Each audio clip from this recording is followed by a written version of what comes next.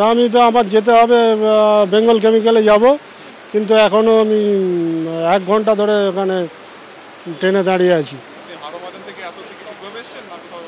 ও দাঁড়িয়েছে ইয়েতে আপনার স্প্ল্যানেডে দাঁড়িয়েছে, স্প্ল্যানেডে ওই অনেকক্ষণ দাঁড়িয়েছিল, তারপরে আবার এখানে এসে দাঁড়িয়ে আছে শিয়ালদা। এখন ওই বাইরে টোটো করে যাব। আমার টিসিএস গীতবিতানে পরীক্ষা ইন্টেলিজেন্স ব্যুরোর আজকে পরীক্ষা রয়েছে 12টা থেকে 1টা শিফট। আমি 10:30টার সময় হাওড়া মেট্রোতে চেপেছি।